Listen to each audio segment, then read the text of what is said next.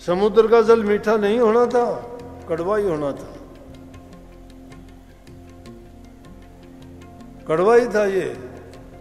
और कड़वा है क्यों है? अब ऐतिहासिक बात है, ये भी कोई बात थी।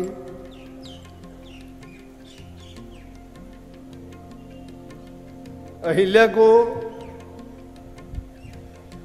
त्रेता युग में उसका उद्धार होना था, लेकिन सतयुग के बाद में त्रेता आना चाहिए, सतयुग के बाद में द्वापर आना था। अब उसको श्राप मिला हुआ था।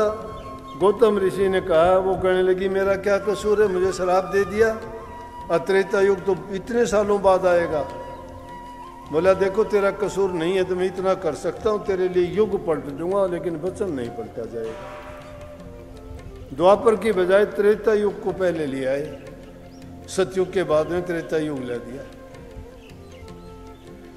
ये मर्यादा थी, लेकिन परमात्मा ने तोड़ दिया। युद्ध में श्री कृष्ण जी ने कह दिया था कि देख भाई अर्जुन, मैं तेरा रथ हाँक दूंगा युद्ध में, हथियार उठा के लड़ाई नहीं करूंगा। कभी सोचता हो, बोला लड़ाई करने की जरूरत नहीं है।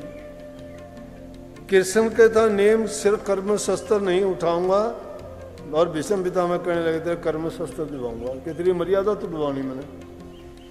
वो ऐसा वक्त आया कि श्री कृष्ण जी ने हथियार तो नहीं, लेकिन रथ का पहिया लेके ही घुमाना पड़ा, वो हथियार बन गया।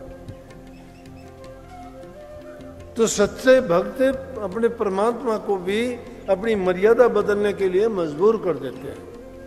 वो सच्चाई होनी चाहिए, इतनी लगन, इतनी विरह, इतनी प्रीति अगर तुम्हारे हृदय में सच है ना, तो तुम सब कुछ कर सकते हो, सब कुछ बदल सकते हो। लेकिन विश्वास नहीं खुद पे भी।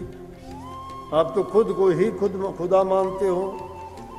जो काम कर दिया मैंने कर दिया, चौड़ी छाती करते हो मैंने कर दिया।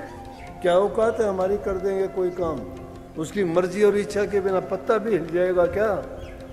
इंसान तो पता नहीं कुछ का कुछ चाहता है, लेकिन होता वही है जो मंजूर खुदा होता है।